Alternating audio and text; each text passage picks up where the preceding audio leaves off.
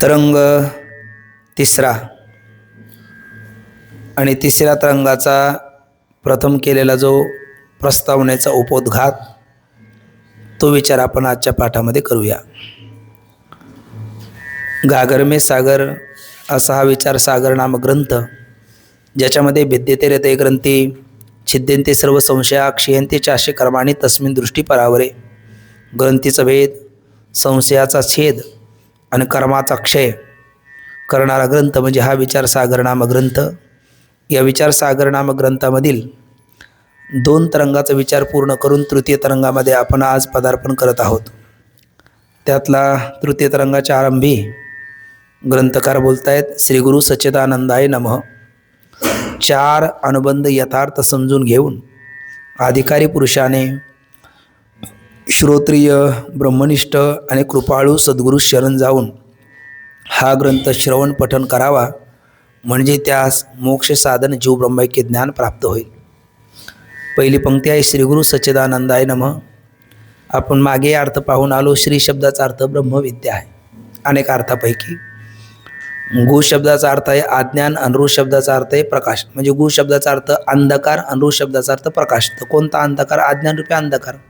आणि कोणता प्रकाश? ज्ञान रूपी प्रकाश। आणि कोणतं ज्ञान? ब्रह्मविद्या रूपी ज्ञान। म्हणजे शिष्याच्या ठिकाणचा अज्ञान रूपी अंधकार ब्रह्मविद्या रूपी प्रकाशाच्या द्वारा जो घालवतो त्याचं नाव आहे श्री गुरु। आणि असे श्री गुरु कसे आहेत? तर सच्चिदानंद। मग कारण गुरु सच्चिदानंद तर कोण आहे? ब्रह्म आहे। पण गुरुर् ब्रह्मा गुरुर्विष्णू गुरुर्देव महेश्वरा गुरुर साक्षात परब्रह्म तस्मै श्री गुरवे नमः। किंवा ब्रह्मानंदम परमसुखदम केवलम ज्ञानमूर्तिम द्वंद्वातीतं गगनसदृशं तत्त्वमस्यादि लक्षणम एकम नित्यम विमलमचलम सर्वधी साक्षीभूतम भावातीतं त्रिगुणरहितं सद्गुरुं तन्नमामि असं म्हटलेलं आहे। म्हणजे गुरु साक्षात परब्रह्म आहे। ज्ञानोबराय म्हणतात ना, उघडे परब्रह्म सद्गुरूची मूर्ती आणि पूर्वी ती आरती शिष्याची आहे। म्हणजे गुरु साक्षात परब्रह्म आहे, साकारलेलं परब्रह्म आहे। असे कोण आहे? सद्गुरू आहे। आणि अशा सद्गुरू सच्चिदानंदाय नमः त्यांना मी काय करतो? नमस्कार करतो। तर इथे सच्चिदानंद पदाने गुरुरूपी परब्रह्माचं स्वरूप लक्षणाने वर्णन केलं। श्री गुरु हे गुरु उघडे परब्रह्म सद्गुरूची मूर्ती आहे ना, मग त्यांचं हे तटस्थ लक्षणाने केलेलं वर्णन आहे। म्हणजे श्री गुरुपदाने गुरुचं तटस्थ लक्षणाने केलेलं वस्तुनिर्दिष्ट रूप मंगल, सच्चिदानंद पदाने गुरुचं स्वरूप लक्षणाने केलेलं वस्तुनिर्दिष्ट रूप मंगल, आणि नम पदाने नमस्क्रियात्मक मंगल। आणि कशा करता? त्यांचा आशीर्वाद प्राप्त होण्याकरता। कारण श्री गुरु सारिका असता पाठी राखा, इतराचा लेखा कोण करी। मग ज्ञानदेव म्हणे तरलो आता उद्धरलो गुरुकृपे। कशाप्रमाणे? तर कल्पतरू तळवटी जो कोणी बैसला, काय उने तयाला सांगा जोजी। किंवा दुसरा दाखला तर राजयाची कांता काय भिक मागे, मनाची आजोजी सिद्धी पावे। कारण आजबाबा म्हणतात, दुर्बळाची कन्या समर्थाने केली, अवदशाने माली दारिद्र्याची। अशा पद्धतीने अशी सद्गुरू त्यांच्या 3 प्रकारचे मंगलाचरण इथे साधले ग्रंथकाराने एवढ्या छोट्याशा पंक्तीमध्ये। श्री गुरुपदाने तटस्थ लक्षण, सच्चिदानंद पदाने स्वरूप लक्षण। म्हणजे या श्री गुरु सच्चिदानंदाय इथपर्यंत वस्तुनिर्दिष्ट रूप मंगलाचरण। नम पदाने नमस्क्रियात्मक मंगलाचरण। कशा करता? 2 मंगलाचरण उक्त आहे आणि एक अनुक्त आहे, पण उपलक्षणाने तेही घेता येतं आशीर्वाद रूप मंगलाचरण। 3 मंगलाचरण करून आता इथे गुरुतत्वाबद्दल हा ग्रंथ म्हणजे हा तरंग सद्गुरू साधक हृदय संजीवनी आपले बाबा डॉक्टर बाबा बोलत असतात, विचार सागर ग्रंथ हा 7 तरंगाचा आहे आणि त्यातील हा तिसरा तरंग आहे। सर्वात समजायला सोपा म्हणजे तिसरा तरंग, तो वाचूनही कळतो। पण पूर्ण विचार सागरामध्ये त्याची अंमलबजावणी करण्याकरता, आचरणात उतरण्याकरता, कृतीत आणण्याकरता सर्वात कठीण म्हणजे हा तिसरा तरंगच आहे। म्हणजे समजायला खूप सोपा आहे, पण कृतीत आणण्याकरता, त्याची अंमलबजावणी करण्याकरता अत्यंत क्लिष्ट कठीण असा कोण आहे? हा तिसरा तरंग आहे। पण तो अशक्य आहे असं मात्र नाही। पण मग जी गोष्ट जितकी कठीण असते त्याचं फलही तितकंच दिव्य असतं। कारण प्रवृत्ती निवृत्तीकृत कार्या अवश्य पाहिजे आचार्या, आपमती भजता राया अनेक आपाया माझी पडे। आता गुरुसंबंधीचे विचार असल्यामुळे हा परोक्ष विचार तर आपण करणारच आहोत, आणि इथेही काही गोष्टी अपरोक्ष आहेत। पण विशेषत्वाने ज्या संस्थेचे आपण सर्वजण पाईक आहोत ते गुरुनाम गुरु स्वानंद सुखनिवासी सद्गुरू जोग महाराज, आणि मग इथे गुरुपादाचा विचार केला म्हणजे आपल्याच गुरुचा, गुरु काय गुरुतत्व इथून तिथून एकच आहे. तर त्या आपल्या गुरुतत्वाचा, ज्यांच्या चरण सान्निध्यात आपण आहोत, तर त्यांचा थोडासा विचार आपण योगायोगाने, उद्या गुरुनाम गुरु जोग महाराज यांचा पुण्यस्मरणाचा दिवस आहे आणि त्या निमित्ताने आपला हा भव्यदिव्य स्वरूपाचा सोहळा प्रतिवर्षाप्रमाणे याही वर्षी चालू आहे आणि तो पुढे अनादिकालापर्यंत चालणार आहे. तर योगायोगाने या कालावधीमध्ये आपला हा पाठ चालू आहे आणि त्या पाठामध्ये गुरुचंच निरूपण करणारा हा तिसरा तरंग योगायोगाने आलेला आहे. तर त्यासंबंधी थोडासा आपण विचार करण्याचा प्रयत्न करू. तोही कशा करता, तर भगवती ज्ञानेश्वरी, ज्ञानेश्वरीतला भक्तियोगो नाम द्वादशोध्याय, त्यामध्ये भक्तीमध्ये अनेक प्रकार आहेत. म्हणजे गुरुभक्ती आहेत, मातृपितृभक्ती आहेत, इष्टदेवतेची भक्ती आहेत. तर गुरुभक्तीचा दिवस असल्यामुळे या ठिकाणी 12व्या अध्यायातला 19वा श्लोक आहे. तुल्य निंदा स्तुतिर्मौनी संतुष्टो येन केनचित अनिकेत स्थिरमतीर भक्तिमान मे प्रियो नरहा. आणि त्या पदावर भाष्य करत असताना ओवी क्रमांक 226 आणि 227 या 2 ओव्यामध्ये भगवान माऊली बोलतात. त्या ओवी क्रमांक 226 मध्ये श्रोत्याकरता बोलतात आणि 227 मध्ये वक्त्याकरता बोलतात, गुरुचे भक्ती करणारा. तर तिथे माऊली म्हणतात तेही आपलं तेने श्यामा मैत्र, भगवंताच्या मुखात ओवी ठेवतात आणि भगवंत भक्तराजा अर्जुनाला निमित्त करून तुम्हा आम्हाला सांगतात, तेने श्यामा मैत्र येत कायशे विचित्र परितयाचे चरित्र ऐकती जे. म्हणजे गुरुनाम गुरु स्वानंद सुखनाशी सद्गुरू जोग महाराज अशा महापुरुषाचं किंवा त्यांच्या सत्शिष्याचं, आपल्या गुरुवर्यांचं, आपल्या पूर्वसुरीचं जर चरित्र आपण श्रोत्याने श्रवण केलं आणि वक्त्याने ते निरूपण केलं तर त्याचा फल आपल्याला काय प्राप्त होतं यासंबंधी ते माऊली बोलतात. तेने श्यामा मैत्र येत कायशे विचित्र परितयाचे चरित्र ऐकती जे. जे त्या अशा गुरुनाम गुरु स्वानंद सुखनाशी सद्गुरू जोग महाराज, त्यांचे शिष्य चतुष्टय किंवा अस्मद आचार्यपर्यंत अशा महापुरुषाचं जीवन डोळ्यासमोर ऐकतील, त्याचं दिव्य चरित्र श्रवण करतील, ते माझे खरे सखे आहेत, खरे माझे मित्र आहेत. सोय काय ते आम्हा सखे काय वचन ते माझे सोयरे सज्जन सांगाती आणि पाय आठविती विठोबाचे. तर महाविष्णूचा अवतार गुरुनाम गुरु स्वानंद सुखनाशी सद्गुरू जोग महाराज यांच्या चरणाचं, यांच्या स्वरूपाचं जे चिंतन करतील ते माझे प्राणप्रिय सखे आहे असं तुकोबराय बोलतात. आणि इथे ज्ञानोबरायची ओवी आहे, भगवंताचीच उद्गार आहे. किंवा वक्ता जर त्याचं निरूपण करेल तर तिथे म्हणतात काय तेही प्राणा परवते मज आवडती निरुते जे भक्त चरित्र ते प्रशंसते. जोग महाराजांसारख्या दिव्य महापुरुषाचं चरित्र जो सांगेल त्याची प्रशंसा करेल. आता त्या चरित्राला आपण प्रकाशित करावं इतके आपण थोर नाहीचे, त्यांच्या पासांगालाही आपण पुरणारे नाही. पण हे जरी असलं तरी काय, आकाशामध्ये गरुड सगळ्यात उंच भरारी घेतो, पण मग मच्छरसुद्धा त्याच्या कुवतीप्रमाणे त्या गगनात मुक्त छंद विहार करतच. मग ते गरुड सगळ्यात उंच भरारी घेतो म्हणून ते गरुडाच्या बाचं ते आकाश आहे असं होत नाही. आणि ज्ञानोबराय म्हणतात राजहंसाचे चालणे भूतळी झाले शहाणे, तरी आणि काय कोणी चालावीची ना. राजहंसासारखी डौलात थाटात इतर कोणाला चालता येत नाही, पण मग इतर त्यांच्या कुवतीप्रमाणे चालत नाही का, चालतातच. तसं आपण आपल्या तोडक्या मोडक्या शब्दामध्ये आज गुरुवर्य गुरुदेव आपले जोग महाराज त्यांच्या चरणी आजच्या पाठातली एक शब्द सुमनांजली आपण समर्पित करण्याचा प्रयत्न करू. तर का, तर तेही प्राणापुरती मज आवडती निवृत्ती जे भक्तचरित्र ते प्रशंसती. म्हणून काय आहे, अशा महापुरुषाचं चिंतन जर आपण केलं तर आपल्या जीवनात लाभ होतो. आपण त्यांचं चरित्र वर्णन केलं नाही म्हणजे त्यांच्या चरित्रात जीवनात काही घट होईल असं नाही, आणि आपण वर्णन केलं म्हणजे त्याच्यात काही वृद्धी होईल असंही नाही, परंतु आपल्याला मात्र लाभ निश्चित होऊ शकतो. माऊली तेही सांगतात, विपाय आठवीला चित्ता तरी दे आपली योग्यता ह्या सुत्तया ते प्रशंसिता लाभाते. अशा महापुरुषाचे चिंतन विपाय कळत नकळत आपल्याला त्यांची स्मृती झाली तरी त्यांची जी योग्यता आहे तीच योग्यता ते आपल्याला देतात. हे त्यांच्या चरित्राचं स्मरणाचे फलश्रुती आहे. किंवा आणखी माऊली म्हणतात, मुक्ता ते निर्धारिता लाभे आपुलीच मुक्तता जैशी दीपी दिशे पाहता आपुलीच वस्तू. म्हणजे अंधारामध्ये आपलीच ठेवलेली वस्तू त्या अंधारामध्ये सापडत नाही, तसं अज्ञानरूपी अंधकारामध्ये आपलंच आत्मस्वरूप हे आपल्याला सापडे नसं झालं. मग अशा संत कृपेचे दीप तरी साधका निष्पाप, म्हणजे संत चरित्ररूपी दीपाच्या प्रकाशामध्ये ते हरवलेली आत्मवस्तू आपल्याला सापडू शकते. का तर हरपले आपण पे पावे, ते संता ते पाहता घेऊसावे, म्हणून वानावे ऐकावे तेची सदा. जोग महाराज म्हणजे काय? त्यांचं जीवन म्हणजे कुलम पवित्रम जननी कृतार्था वसुंधरा पुण्यवतीचे तेन अपार संवित सुख सागरेश्मिन परे ब्रह्मणी लीनम यश चेता. कुलम पवित्रम, त्यांनी आपलं कुल पावन केलं. जननी कृतार्था, आपल्या आईचे कुस धन्य केले. नवे नवे वसुंधरा पुण्यवतीचे तेन, वसुंधरा शब्दाचा अर्थ धरणी माता पृथ्वी, या पृथ्वीला त्यांनी पावन केलं. का? म्हणजे परब्रह्मणी लीनम यश चेता, यश चेता परब्रह्मणी लीनम तस्य, त्याच्या जीवनातली फलश्रुती सांगितलेली आहे. ज्याचं चित्त परब्रह्म स्वरूपाच ठिकाणी लीन झालं, परब्रह्म स्वरूप झालं, ब्रह्मरूप ते झाले, ब्रह्मीभूत काया होत असे कीर्तने असे जे झाले आहे ना. ब्रह्मरूपाचा काय देह ब्रह्मरूप, काय प्रमाण आठवतं का?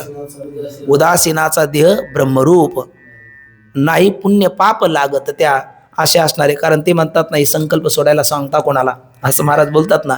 ते तुका म्हणे आम्ही झालो अग्निरूप लागून येदू पाप पुण्याअंगा.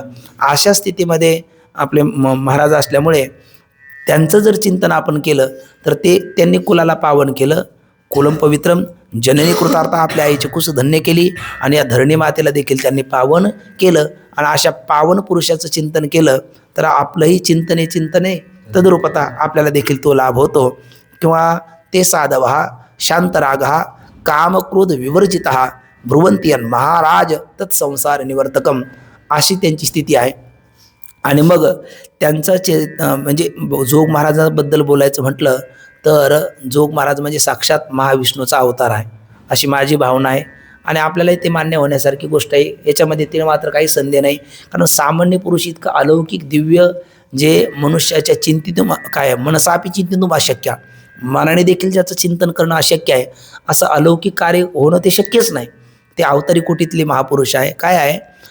भगवान परमात्मा म्हणजे या मृत्यूलोकात येणारे जंत येतात, संत येतात आणि भगवंत येतात. मग आता जंत कधी येतात त्याचं कारण काय? तर जंताची येण्याची 3 कारणं आहे. एक अज्ञान आहे, 2 कर्म आहे आणि 3 वासना आहे. त्याला पुरावे आपल्याकडे. अज्ञान का? तर बघा ती विचारसागरातल्या द्वितीय तरंगातली आपल्याला सरणी गेली.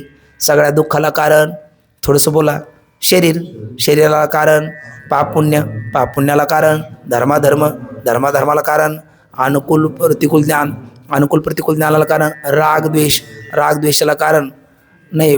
ते अगोदर आता इथं उलटं झालं आपल्याकडनं. पहिले सगळ्या दुःखाला कारण शरीराला कारण पाप पुण्याला कारण धर्माला कारण अनुकूल प्रतिकूल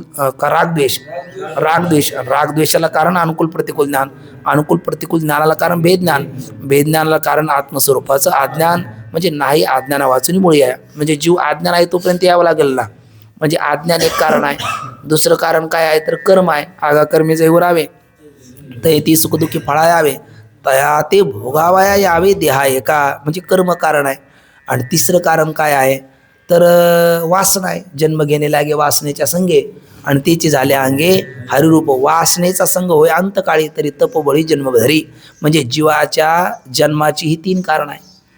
आणि भगवंताच्या प्रगटीकरणाची सुद्धा 3 कारण आहे. मग भगवंताच्या प्रगटीकरणाचं पहिलं कारण काय? आपल्या गीतेतले 4थ्या अध्यायातले 2 श्लोक प्रसिद्ध.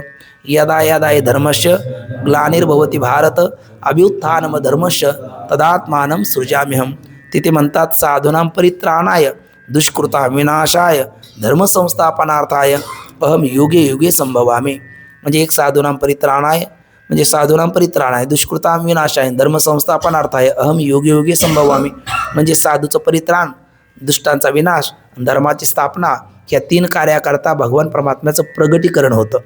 आणि संतांचा अवतार तो कशा करता तर 3 कार्याकरता होतो. एक, धनिवरी गावे हरीचे गुण. महिपती बाबांनी दिलेले कारण आहेत.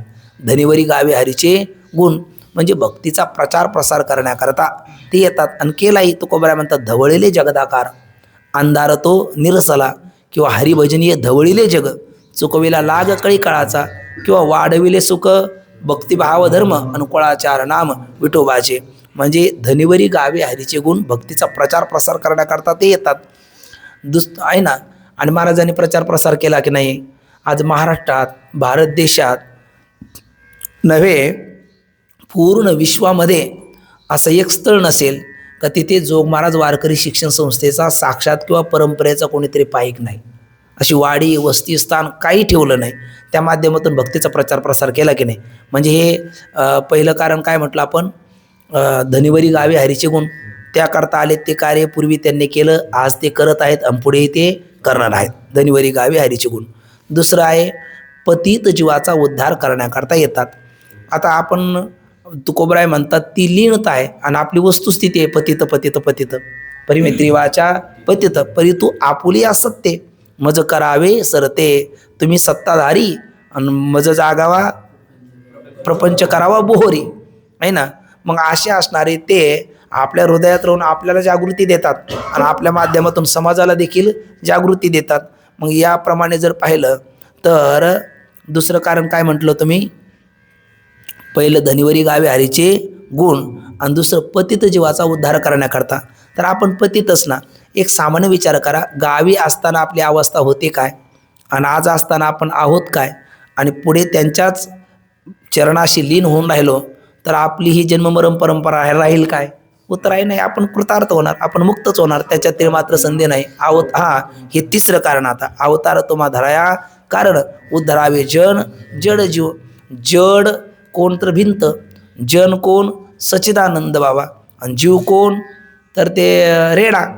आशांचा जसं भगवान ज्ञानोबांनी उद्धार केला तर काही अत्यंत मठ्ठ बुद्धीचे असेल तर ते जड आहेत, जरा मध्यम बुद्धीचे असेल तर ते जीव आहेत, आणि जरा उत्कृष्ट बुद्धीचे असेल आपलं जन जड जीव आहे ना. तर मग जडासारखी बुद्धी काय आहे, म्हणजे किंबहुना म्हणजे काय फार काय सांगू, ते 100 वेळेस सांगूनही लक्षात येत नाही. मग अशा जडाचाही उद्धार आपल्या संस्थेत होतो. नंतर प्रेतासारखीच तुका म्हणे जवळी नाही चित्त काय मांडिले प्रेत. असे प्रेतवत म्हणजे चित्त ताळ्यावरच नसणारे साधक असतात, पण त्यांचाही ते उद्धार करतात.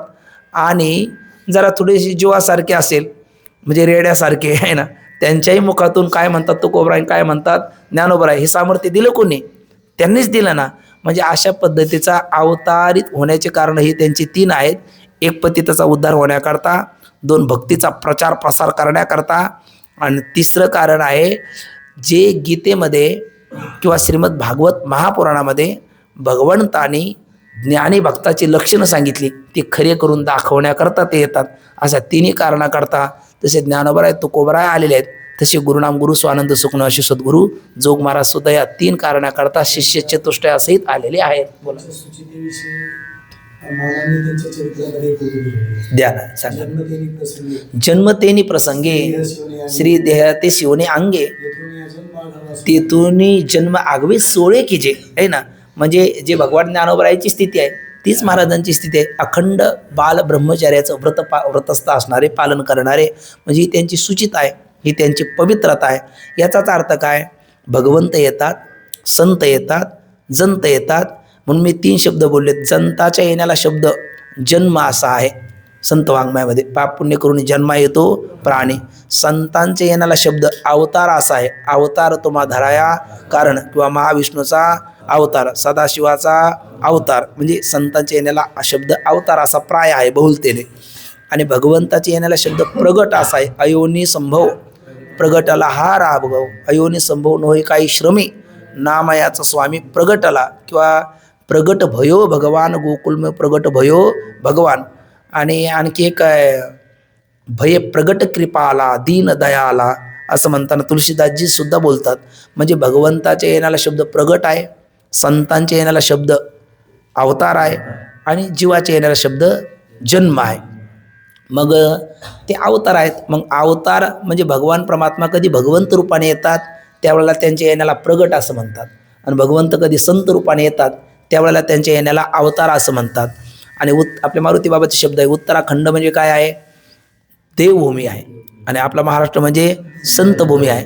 याचा अर्थ उत्तरेत संत नाही, महाराष्ट्रात देव नाही असा त्याचा अर्थ नाही. पण आळंदी कशाची म्हणतो आपण, देवाची, म्हणजे इथे चोर राहत नाही असा त्याचा अर्थ नाही. पण बहुतेने कोण राहतात, देव राहतात, देवतुल्य व्यक्ती राहतात, म्हणून आपण आळंदी देवाची म्हणतो. तसं उत्तराखंडामध्ये देवाचे अधिक अवतार कुठे झालेत, उत्तरेत आपल्याला पाहायला भेटतात, आणि संतांचे अधिकतर अवतार कुठे आहेत, आपल्या महाराष्ट्रात पाहायला भेटतात. मग महाराष्ट्रात संत नाही असं, महाराष्ट्रात देव येत नाही असा नाही. आणि उत्तरेतही संत येत नाही असं नाही, तिकडेही संत होऊन गेले, इकडेही परमात्म्याचे काही थोडे बहुत अवतार झालेत, पण महाराष्ट्राला संत भूमी म्हणून ओळखतात. मग परमात्म्याला काय करायचं असतं? परमात्मा या धरातलावरती येत असताना ज्या वेळेला परमात्म्याला मारून मुक्ती द्यायची असते बऱ्याच लोकाला, त्यावेळेला तो भगवंत रूपाने येतो. आणि ज्या वेळेला जीवनमुक्ती द्यायची असते, ज्ञान देऊन त्यांचा खळपणा घालून त्यांना योग्य मार्गावर आणायचं असतं, त्यावेळेला तो संत रूपाने येतो. आणि संत रूपाने विशेषत्वाने परमात्म्याचे अधिक तर या कराल विकराल बघा, कृत त्रेता द्वापार या तिन्ही युगाचा विचार केला ना, तर भगवत रूपाने परमात्मा अधिकतर रूपाने अवतरित झाला आहे. पण कलियुगामध्ये उत्तरेत घ्या आणि आपल्या महाराष्ट्रातही घ्या, त्याचे अधिक अवतार संत रूपाचे आहेत. आणि संत रूपाने जे कार्य होऊ शकतं ते भगवत रूपाने त्याला करता येत नाही. मग संत रूपाने येताना तो उत्तरेत येतो आणि आपल्या महाराष्ट्रातही येतो. मग तो भगवान शंकर या रूपाने 4 शिष्याचं सोंग घेऊन उत्तरेत येतो. तर आपल्या महाराष्ट्रामध्ये श्वेत वस्त्रधारी संन्यासाच्या रूपाने तो महाविष्णू इथेही येतो. तोही 4 शिष्याचं सोंग घेऊनच प्रगट होतो, कारण धरी येली सोंगे येणे अवघी पांडुरंगे. मग आता उत्तरेत कसे आलेत? आपण मागे एक दिवस बोललो की भगवान शंकर हेच भगवान शंकराचार्य यांच्या रूपाने उत्तरेत अवतरित झालेत. कुठे, कधी, केव्हा? तर त्या कालामध्ये केरळ प्रांत आहे, आलमई नदी आहे, कालडी नावाचं गाव आहे, आणि विशिष्टादेवी शिवगुरू हे त्यांच्या मातापित्याचं नाव आहे. यांच्या उदरी भगवान शंकरच शंकराचार्य रूपाने अवतरित झाले. त्याला पुरावा काय? तर कुर्मपुराण आहे, आपल्या पुढे 5व्या तरंगात येतो टिप्पणीमध्ये. कुर्मपुराणातला एक श्लोक आहे, कलो रुद्रो महादेव लोकानामीश्वर पर करिष्यति अवतार सोम शंकर नीललोहित श्रोतस्मार्थ प्रतिष्ठार्थम भक्तानां हितकाम्या उपदेशित ज्ञानम शिष्यानां ब्रह्मसंहितं सर्व वेदांत सारंच धर्मान्विद निदर्शनान, असा एक श्लोक आहे. कृष्णद्वैपायन बादरायण व्यासदेवांनी लिहून ठेवलेला. भगवान शंकरच शंकराचार्याच्या रूपाने अवतरित होऊन काय कार्य करतील हा समग्र वृत्तांत या श्लोकामध्ये सांगितलेला आहे. किंवा सुरुवातीला आपण 2-4 ओव्या बघितल्या. स्वरूपे शंकर निष्काम खरा परी उपाधी योगी लोक संहारा लागून करील व्यापारा परी त्या संहारा अवधी असे प्रस्तुत द्वैतमत संहाराचे कर्म करावा प्रवर्ते साचे परी 4 शिष्याचं यतीचे सोंग घेऊन प्रगटला शंकराचार्य नामी येतीने सांख्य न्यायादी दर्शने नास्तिक बौद्धादी गहने खंडन केली सर्वार्थी. पण त्या खंडनाचे कोण कौतुक? आयसे पाहुनी बहुत लोक निश्चलदासा दया उपजली, असा वृत्तांत आपण सुरुवातीला पाहिला. आणि मग त्यांनी केलं काय कार्य ते थोडक्यात सांगितलं. 8 वर्षे चतुर्वेदी 12 सर्व शास्त्रकृत षोडशो कृतवान भाष्य द्वात्रिशो मुनिरभ्यगात आणि 4 शिष्यासहित यतीचे सोंग घेऊन प्रगटाला पद्मपादाचार्य, सुरेश्वराचार्य, त्रोटकाचार्य आणि हस्तमलकाचार्य. तसे आपल्या महाराष्ट्रातले शंकराचार्य म्हणजे ते आहेत भगवान शंकराचा अवतार. आणि विष्णुबुवा जोग म्हणतो आपण, हे आहे महाविष्णूचा अवतार. ते 4 शिष्यासहित आलेत, हे 4 शिष्यासहित आलेत. यांचे 4 शिष्य चतुष्टय म्हणजे सोनुपंत मामा दांडेकर, लक्ष्मण बुवा इगतपुरीकर, मारुती बाबा गुरव आणि बंकट स्वामी महाराज असे 4 शिष्यासहित भगवान महाविष्णूच आहे ना, ते विष्णुबुवा जोग या रूपाने या महाराष्ट्राच्या कल्याणाकरता ते अवतीर्ण झालेत. बरं, कशाहून म्हणाल तुम्ही? तर कार्याचंही सादृश्य दिसतं. तिकडे ते काशाय वस्त्र घेऊन आले, पण उत्तरेत गेला ना तर काशाय वस्त्राला अर्थात भगव्या वस्त्राला फार मान आहे. आपल्याकडला किती मोठा, आता आम्ही डॉक्टर बाबासोबत गेलो होतो ऋषिकेशमध्ये आणि त्या कैलास आश्रममध्ये, तर बोले हा बाल बच्चे वाले लगता है, आप गृहस्थी हो, कितने बच्चे आपको? बाबा म्हटले हे सब बच्चे हमारे हैं. बोले इतने बच्चे आपको असं ते एक बोलले. म्हणजे तिकडे आता हा पेहरावा पाहिला का त्यांना वाटतं याच्यात म्हणजे तो गृहस्थीच असतो, अशी ती काढली एक धारणा आहे. आता हळूहळू ती कमी व्हायला लागली तरी ती सर्रास मिटणं ते कठीण आहे ना. म्हणजे तिकडे कोणत्या वस्त्राला मान आहे? भगव्या वस्त्राला. आणि आपल्याकडे भगव्या वस्त्राला मान नाही असा त्याचा अर्थ नाही, पण आपल्याकडे अधिकतर मान कोणत्या वस्त्राला आहे? ह्या श्वेत वस्त्राला आहे. म्हणजे श्वेत वस्त्रातले संन्यासी आहे ना, म्हणजे भगवान महाविष्णूच करुणा उपाधीचा स्वीकार करून या धरातलावरती 4 शिष्यासहित अवतीर्ण झाले असेल तर ते गुरुनाम गुरु सद्गुरू जोग महाराज आहे. आता सादृश्यही पाहायला भेटतं एक आपल्याला कसं, तर भगवत पूज्यपाद शंकराचार्य महाराजांनी काय कार्य केलं? सांख्य न्यायादी दर्शने नास्तिक बौद्धादी गहने खंडन केली सर्वार्थी. म्हणजे द्वैताचं खंडन आणि अद्वैताचं मंडन केलं. म्हणजे खंडन मंडनाचा विचार त्यांनी त्या अवतार कार्यामध्ये केला. गुरुनाम गुरु सद्गुरू जोग महाराजांनी सुद्धा खंडन मंडनाचा विचार केलेला आहे. ज्या वेळेला जोग महाराजाच्या चरित्रामध्ये आपण बघा, त्या महानुभाव पंथाचा खटलाच फार मोठा येतो. तर तो महानुभाव पंथ त्यावेळेला कदाचित जोग महाराजांनी त्याचा खंडन मंडनाचा विचार त्यावेळेला केला नसता तर तो म्हणजे काही प्रमाणामध्ये सर्व तत्वाला धरून ते नाहीत, आणि मग तो जर खंडन मंडनाचा विचार महाराजांकडनं घडला नसता तर कदाचित वेगळा आज वारकरी संप्रदायाला तितकासा म्हणजे वारकरी संप्रदायाला काही प्रमाणामध्ये प्रतिबंधसुद्धा ठरला असता. पण महाराजांनी तो खंडन मंडनाचा विचार करून जसं अद्वैताची वाट मोकळी भगवत पूज्यपाद श्रीमद आद्याचार्य शंकराचार्य महाराजांनी केली, तशी वारकरी संप्रदायातलं म्हणजे भक्तिधिष्ठित तत्त्वज्ञानाची वाट गुरुनाम गुरु सद्गुरू जोग महाराजांनी ती मोकळी केली. म्हणजे खंडन मंडनाचा विचार यांच्याही जीवनामध्ये पाहायला भेटतो.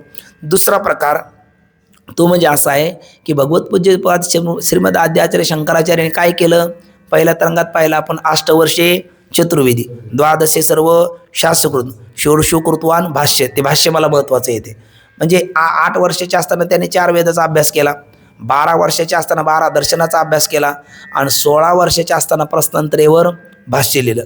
कोणत्या प्रस्थानत्रेवर लिहिलं तर प्रकर्षणे आत्मनिस्थिती ती प्रस्थानं म्हणतो आपण. आणि कोणती प्रस्थानत्रे? प्रस्थानत्रे 3 प्रकार पाहिले होते आपण त्यावेळेला, बृहत प्रस्थानत्रे, वेदांत प्रस्थानत्रे आणि वारकरी प्रस्थानत्रे. बृहत प्रस्थानत्र्यामध्ये खंडन खाद्य चित्सुकी अद्वैत सिद्धी येते असं आपण बोललो. वेदांत प्रस्थानत्र्यामध्ये दशोपनिषदे, भगवद्गीता आणि ब्रह्मसूत्र येतं. म्हणून सूत्रभाष्य, गीताभाष्य आणि उपनिषद भाष्य आचार्याने केलं. आणि वारकरी प्रस्थानत्रे गाथा ज्ञानेश्वरी भागवत. गुरुनाम गुरु स्वानंद सुखनवर्षी सद्गुरू जोग महाराज या धरातलावरती महाराष्ट्र प्रांतामध्ये अवतीर्ण होण्यापूर्वीही कीर्तन प्रवचनाची प्रथा होती. कीर्तन प्रवचनं चालायची. पण ती कीर्तन प्रवचनं कशी चालायची? आपण गाण्याच्या भेंड्या खेळतो ना, किंवा अभंगाच्या भेंड्या खेळतो आपण विश्रांतवाडाकडे गेल्याच्या नंतर, आजही बाबांच्या सान्निध्यात गेल्याच्या नंतर खेळतो. तसा प्रकार प्रमाणाला प्रमाण, ओवीला ओवी जोडून देऊन ते कीर्तन व्हायचं. पण मग त्याचा उपक्रम असतो, उपसंहार असतो, उपक्रम उपसंहार, अभ्यास, अपूर्वता, फल, अर्थवाद, उपपत्ती, त्याचा तात्पर्य निर्णय झाला पाहिजे, त्याचं षडलिंग पाहिलं पाहिजे, त्याची अधिकर्माला पाहिले पाहिजे, त्याचा पदच्छेद, पदार्थोक्ती, विग्रह, वाक्ययोजना, आक्षेपस्य समाधानम, व्याख्यानम, पंचलक्षणम, त्याचे 5 अंग पाहिले पाहिजे. त्याचा पूर्व पक्ष काय, त्याचा उत्तर पक्ष काय, त्याचं ध्रुवपद काय आहे ना. हा सगळा कीर्तन प्रवचनाची परीक्षेचाच प्रकार कुठून चालू झाला? महाराजांनीच चालू केला ना. त्याच्या अगोदर हा प्रकार होता का? हा प्रकार नव्हता. म्हणजे एक प्रकारचं जे वायुमंडल तयार केलं ते कोणी केलेलं आहे? गुरुनाम गुरु सद्गुरू जोग महाराजांनी केलेलं आहे. म्हणजे भगवत पूज्यपाद श्रीमद आद्याचार्य शंकराचार्यांनी जसं एक प्रकारचं भाष्य केलं कशावर? वेदांत प्रस्थानत्रयावर. तसं भगवती ज्ञानेश्वरी, नंतर भगवत आपलं जगद्गुरु तुकोबऱ्याची गाथा आणि एकनाथ महाराजांचं भागवत यांचा अर्थ कसा लावावा हे पहिले याचं भाष्य कोणी केलं? जोग महाराजांनी केलं. म्हणजे त्यांनी संस्कृत प्रस्थानत्रयाचं भाष्य केलं असेल तर प्राकृत प्रस्थानत्रयाचं भाष्य कोणी केलेलं आहे? सद्गुरू जोग महाराजांनी केलेलं आहे. तिसरं सादृश्य काय?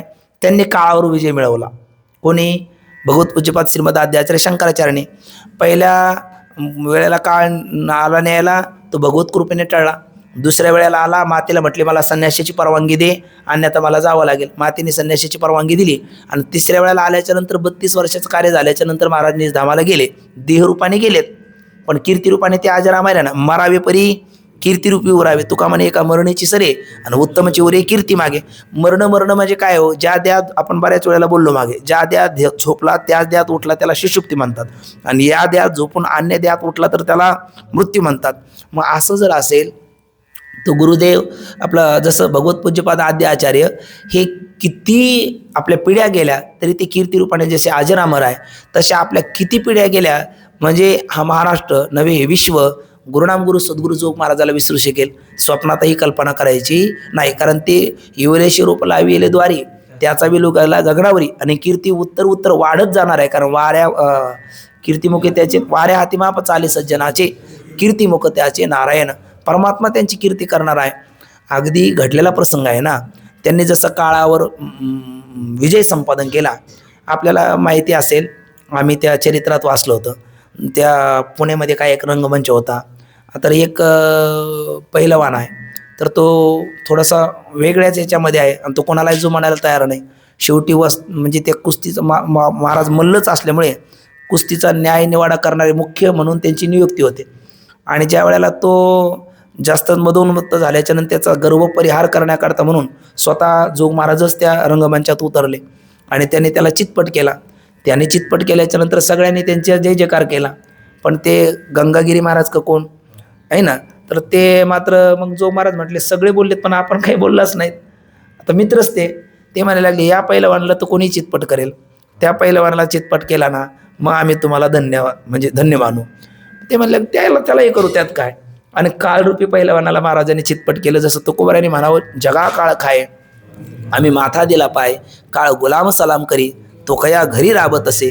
तसा हा काळच त्यांचा एक प्रकारचा काळ म्हणजे होऊन गेलेला भूतकाळ चालू आहे, तो वर्तमान काळ, पुढे येणारा भविष्यकाळ. हा काळच त्यांची कीर्ती गात नाही का, हा काळच त्यांच्या कीर्तीला डोक्यावर घेऊन नाचत नाही का.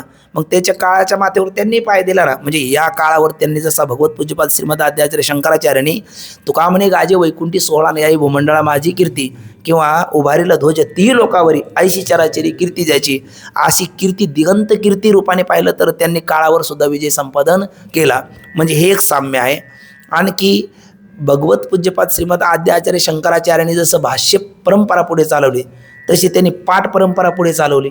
जोग महाराजांनी काय केलं, भाष्य परंपरा तर पुढे चालवली आणि पाठ परंपरा सुद्धा पुढे चालवली. ते शिष्य चतुष्टयासहित आले, हे शिष्य चतुष्टयासहित आले. त्यांनी देहरूपाने जगाचा निरूप घेत असताना 4 दिशेला 4 आश्रम स्थापित केले. कोणी, भगवत पूज्यपाद श्रीमद आद्याचार्य शंकराचार्याने. आणि अद्वैताची परंपरा अखंड चालू ठेवून मग द्वात्रिशो मुनिरभ्यगात. तसं जोग महाराजांना अगोदर सोनपंत मामा म्हणायचे बा ही ओवी पाहायची झाकले घटीचा दिवा. म्हणजे अजून कार्य बाहुल्य बाकी आहे, ते झाल्याच्या नंतर तुम्हाला ओवी प्रत्यक्ष पाहायला भेटेल. आणि मग त्यांनी सुद्धा आपल्या वारकऱ्याचे 4 धाम म्हणजे कोणतं आहे, वारकऱ्याचे 4 धाम म्हणजे देऊ आहे, पंढरपूर आहे, आळंदी आहे, पैठण आहे, आपलं हे त्र्यंबकेश्वर आहे. मग आपले सुद्धा प्रत्येक ठिकाणी हे आपली शाखा चालू नाही का. देऊला गेलं तिथे शाखा आपली आहे, पंढरपूरला गेलं तिथे आहे, त्र्यंबकेश्वरला गेलं तिथे आहे, आळंदीत तर आहेच आहे. आळंदी जसं त्याचं शंकराचार्याचं जे मूळपीठ आहे तसं आपलं आळंदी केंद्रबिंदू आहे आणि त्याचा शाखा इतरत्र चालू आहे. म्हणजे जे कार्य भगवत पूज्यपाद श्रीमद आद्याचार्य शंकराचार्यांनी केलं तेच कार्य महाविष्णूचे अवतार असणारे गुरुनाम गुरु सद्गुरु जोग महाराजांनी केलं. आणखी जसं त्यांचं साम्य आहे तसं त्यांच्या शिष्य चतुष्टयाचं सुद्धा साम्य आहे. जोग महाराजांचं जसं साम्य आहे ना तसं त्यांच्या शिष्य चतुष्टयाचं सुद्धा साम्य आहे. कसं साम्य आहे, आता त्यांचे पहिले शिष्य कोण आहे तर 4 पैकी एक नाव घेऊ आपण. ते त्यांचे वार्तिकांत ब्रह्मविद्या म्हटलेलं आहे भगवान सुरेश्वराचार्य. हे कोणाचे शिष्य आहेत, भगवत पूज्यपाद श्रीमद आद्याचार्य शंकराचार्याचे.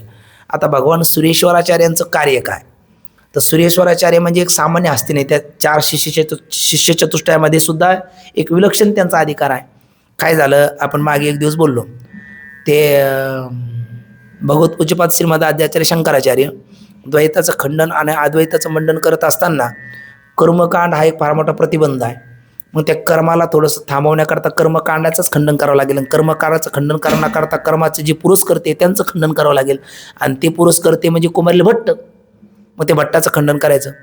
तर ते कुमारिल भट्टाचे काय शास्त्राबद्दल निष्ठा आपण मागे एकदा तो प्रकार पाहून आलेलो आहे, ये वेद प्रमाणम तदा जीवे.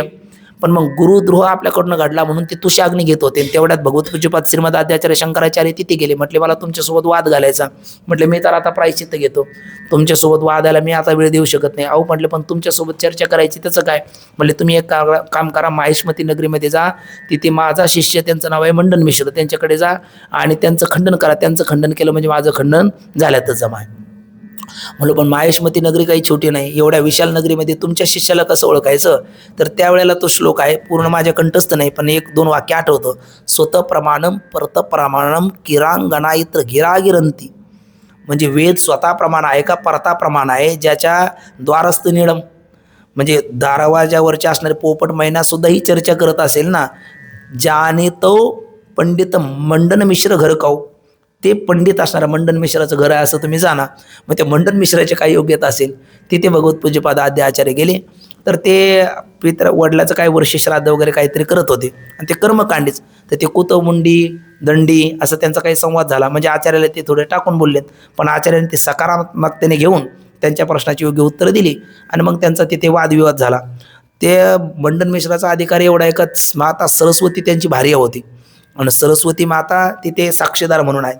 मग बऱ्याच दिवस ती चर्चा चालली, पण तेही पंडित हेही पंडित माघार घ्यायला कोणी तयार नाही.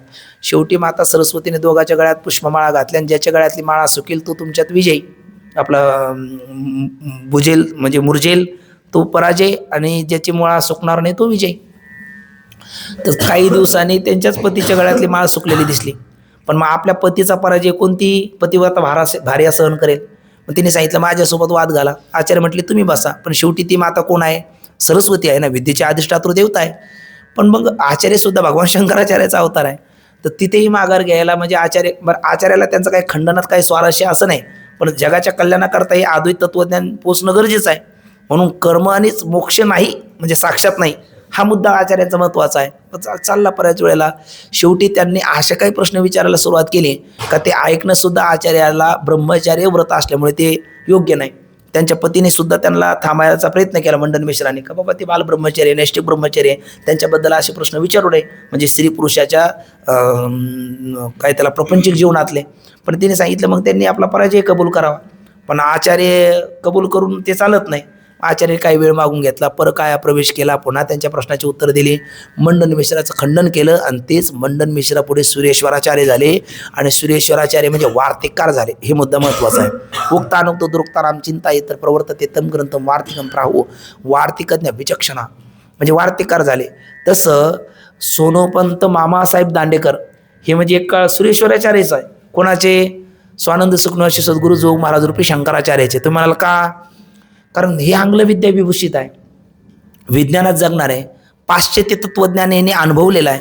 प्लेटो आणि ज्ञानेश्वरांची तुलना करणारे आहेत, म्हणजे सामान्य नाहीत ना, बुद्धिजीव आहेत. वाडिया कॉलेजचे त्या काळचे आंग्लविद्या विभूषित प्रोफेसर आहे आणि यांना एक प्रकारचं त्या आंग्लविद्येच्या आकर्षणातून बाहेर काढणं किंवा पाश्चात्य तत्वज्ञानापेक्षा वारकरी तत्वज्ञान कसं विशेष आहे हे पटवून देण्याकरता जोग महाराजाला सुद्धा कमी कष्ट पडले असतील काय. पण ते करून त्यांनी ते सगळा त्याचा अभिनिवेश बाजूला ठेवून ते इकडे आलेत. आणि त्यांनी जसं जोग महाराजांच्या जसं भगवत पूज्यपाद शंकराचार्यांनी केलेलं जे भाष्य आहे त्याचा प्रामाणिक विचार कुठपर्यंत येऊन थांबतो? भगवान सुरेश्वराचार्यांनी केलेलं वार्तिक. तसं त्या कालावधीमध्ये जोग महाराजांच्या नंतर वारकरी संप्रदायातली महाराष्ट्रातली सगळी असणारी धुरा ही कोणी विशेषत्वाने खांद्यावर पेलवली? ती सोनोपंत मामा दांडेकरांनी पेलवली. म्हणजे ते एक प्रकारचे सुरेश्वराचार्य आहे असं म्हटलं तर वावगं काय होईल. नंतर दुसरे कोण म्हटलं आपण? त्यांचे दुसरे शिष्य आहे हस्तमालकाचार्य. कोणाचे? जो आपल्या भगवत पूज्यपाद श्रीमद आद्याचार्य शंकराचार्यांचे.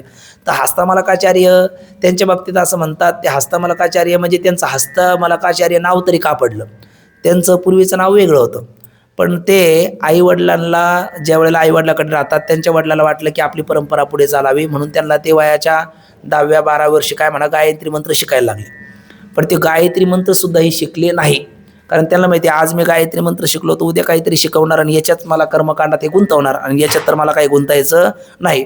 म्हणून त्यांनी त्याला काही प्रतिसादच दिला नाही. ते चातुर्य लपवी महत्व हरवी पिशेपण मिरवी आवडूने वाचस्पतीचे पाडे सर्वज्ञाता तरी जोडे परी वेडे माझी दडे महिमे बेणे असे ते राहिलेत.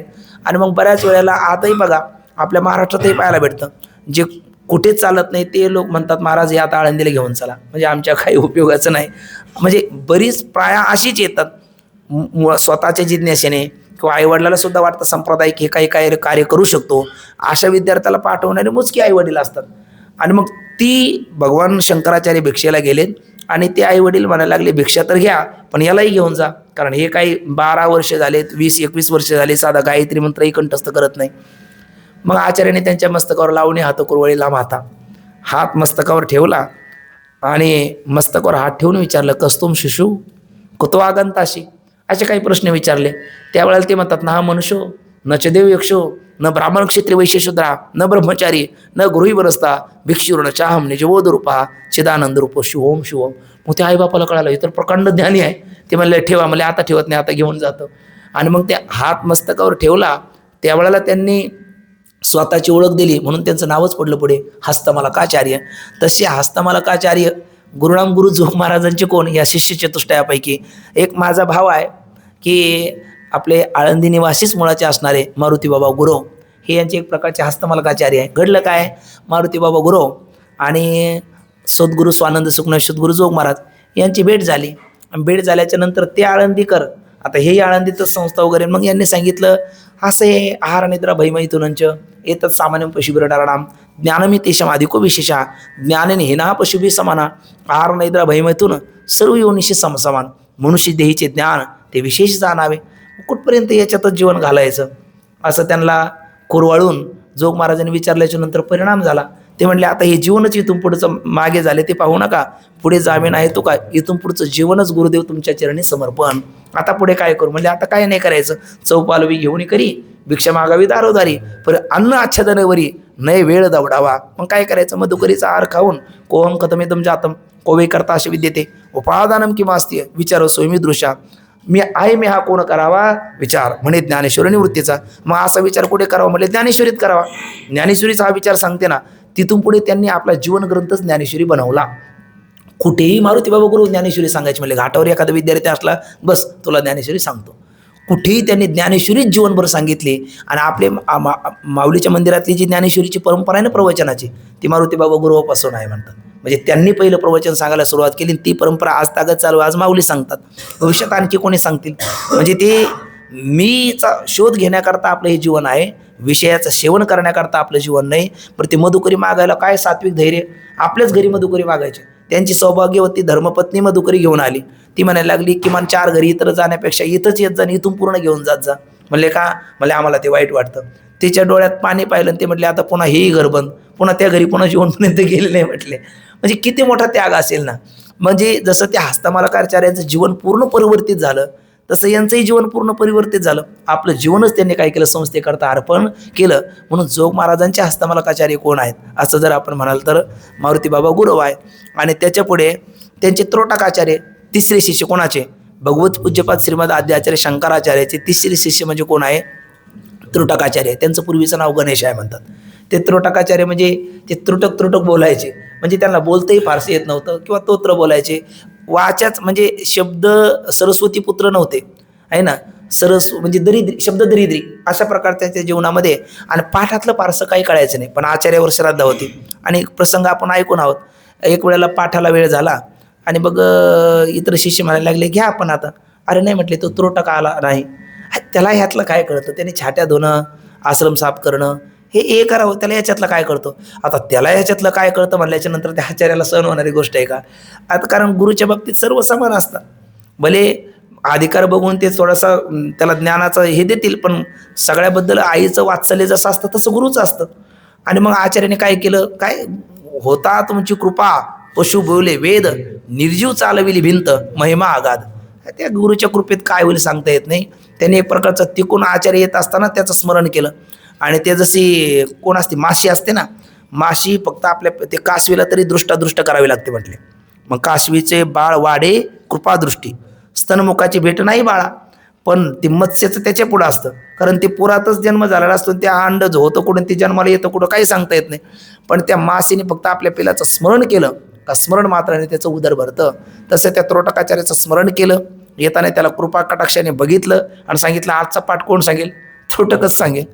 त्यालाही काही संधी नाही. गुरुजी म्हणतात सांगेल. बसले ते आसनावर जाऊन, आचार्य बाजूला बसलो आणि असं आस्कुलित ते बोलायला लागले का बऱ्याच लोकांना आसपासच्या वाटायला लागलं का शंकराचार्याचे तत्समकालीन कोणी गुरुबंधू आले की काय येऊन पाहतात. तर त्रोटकाचार्य, जसं नाथबाबाच्या बाबतीत उत्तर रामायण केलं गावाबाने, तसा तो प्रकार झाला.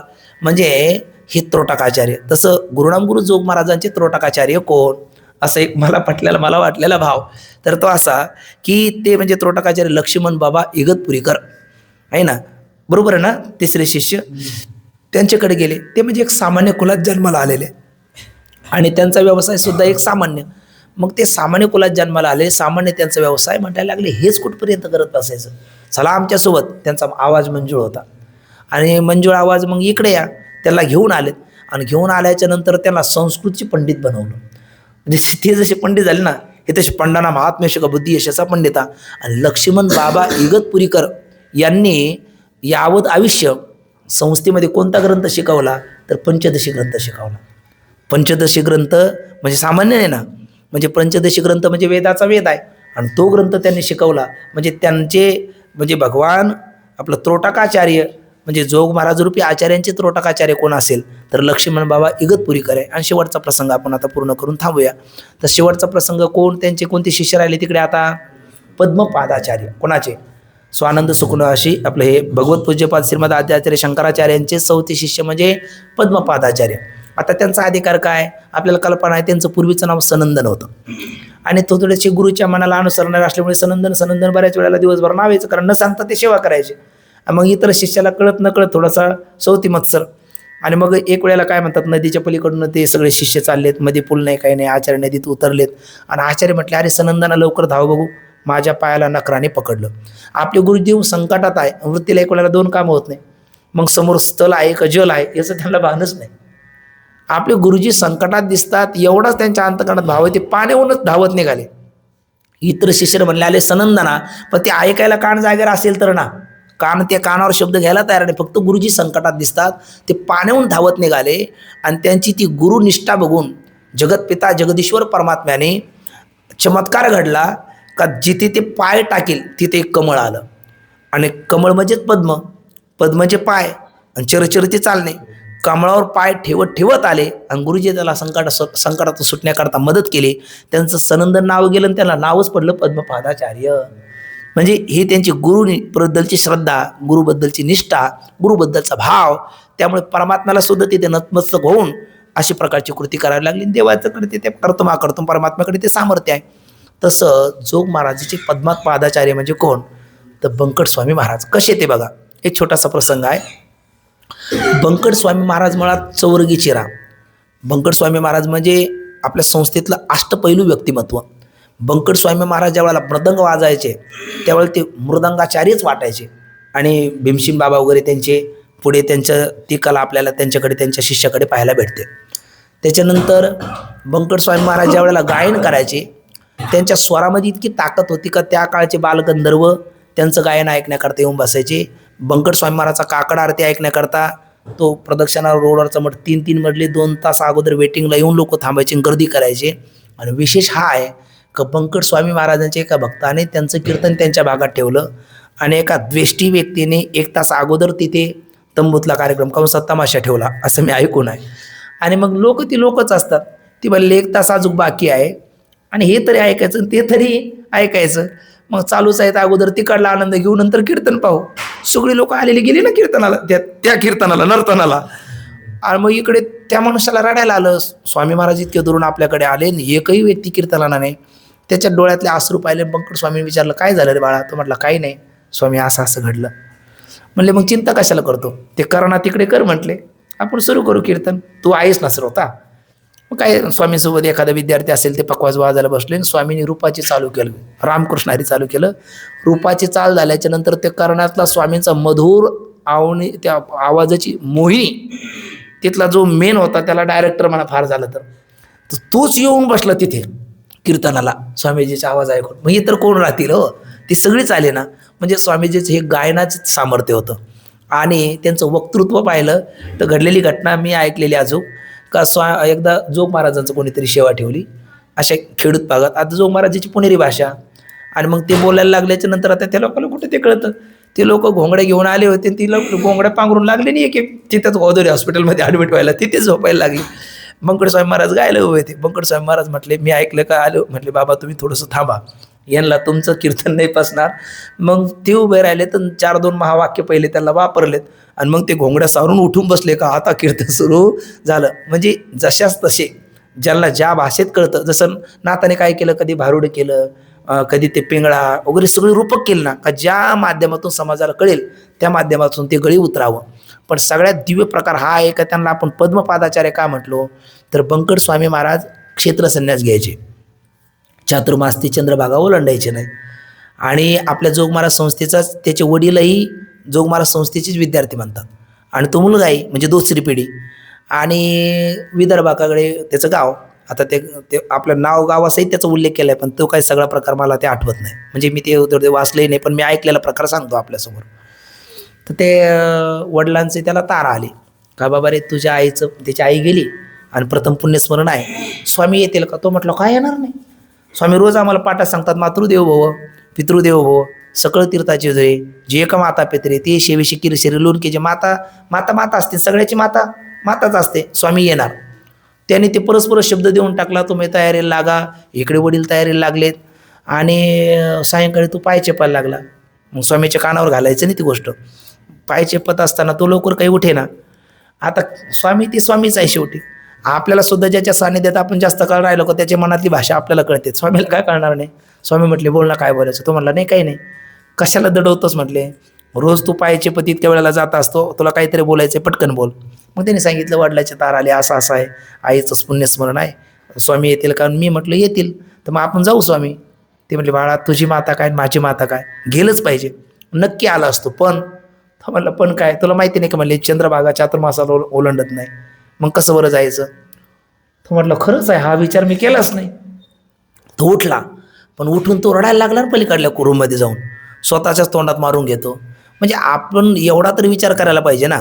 म्हणजे स्वामी यायला नाकारणारच नाही, पण त्यांचा क्षेत्र संन्यास आहे. वडिलाला शब्द देण्याच्या अगोदर आपण एवढं तरी भाणार राहिलं पाहिजे. 4-2 दिवस निघून गेले, त्यांनी तिकडे प्रचार प्रसार केलाय, करू तर काय करू. त्याला रडायला लागलं, तो अक्षरशः मुसमुसून रडायला लागला.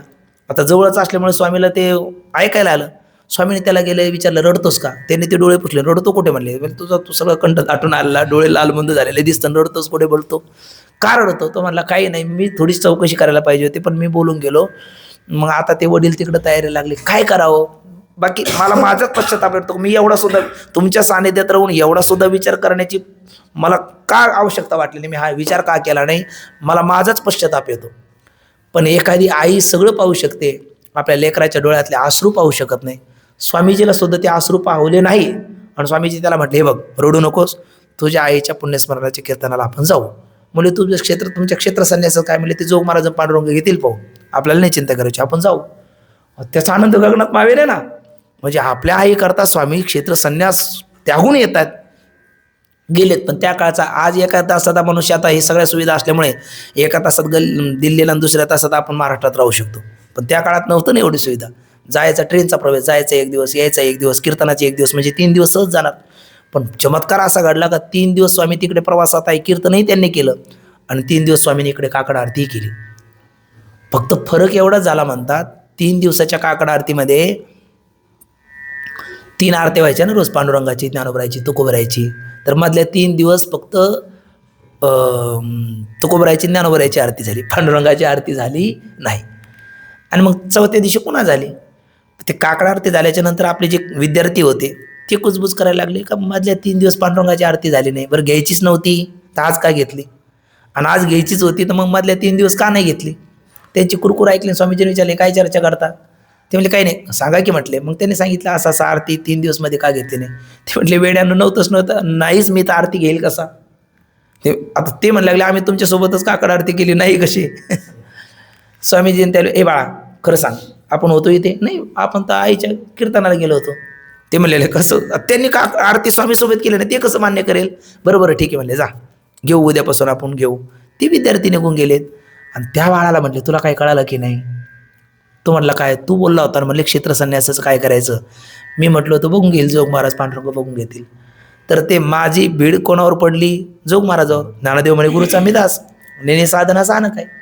आणि मग त्यांची ती पांडुरंगाची उपासक, त्यांचं भार पांडुरंगाकडून, पांडुरंगाने प्रतिरूपाने येऊन आरती केली.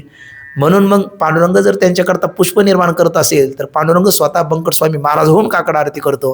म्हणून जोग महाराजांचे पद्मपादाचार्य बंकट स्वामी महाराज आहे असं म्हणलं तर वावगं ठरेल का. काही वावगं ठरणार नाही. मग अशा रूपाने पाहिलं तर ते तिकडे उत्तरेत येतात, इकडे दक्षिणेत येतात, तिकडे भगवान शंकर येतात, इकडे महाविष्णू येतात, तिकडे 4 शिष्य सहित येतात, इकडे 4 शिष्य सहित येतात, आणि तिकडे जे कार्य करतात इकडे तेच कार्य करतात नव्हे, त्यापेक्षा काकांबरोबर सरस करतात असं म्हणलं तर वावगं होणार नाही. कारण जे कष्ट भगवान, म्हणजे आपण बघा, जे कष्ट मुलाला पडतात ते आजोबाला पडत नाही, आणि जे आजोबाला पडतात ते नातवाला पडत नाही, त्याला पुढचा काहीतरी विकास करता येतो. तर जे कार्य भगवान शंकराचार्याला करले द्वैताचं खंडन आणि अद्वैताचं खंडन करण्याकरता, तितके कष्ट जोग महाराजांना पडले नसल्यामुळे त्यांनी आणखी काही पुढचा शोध लावून हा वारकरी संप्रदायाचं ज्ञानोत्तर, म्हणजे त्याला काय म्हणतात, ज्ञानाधिष्ठित भक्ती आणि भक्तिधिष्ठित ज्ञान, वास्तव अद्वैत आणि कल्पित द्वैत, अशा पद्धतीचा सिद्धांत जगासमोर ठेवला, ठेवत आहेत आणि पुढेही ठेवतील. अशा पद्धतीचं सहज एक गुरुचाच विचार करणारा, गुरुतत्वाचा विचार करणारा तृतीय तरंग आहे आणि आपल्या गुरुचा पुण्यस्मरणाचा काळ आहे. त्यामुळे थोडंसं समन्वयाचं चिंतन आपण केलं. हीच शब्द सुमनांजली आपण त्यांच्या चरणारविधी समर्पित करू आणि आजच्या चिंतन सेवेला या ठिकाणी पूर्णविराम देऊ. पुंडलिक वरदार विठ्ठल श्री ज्ञानदेव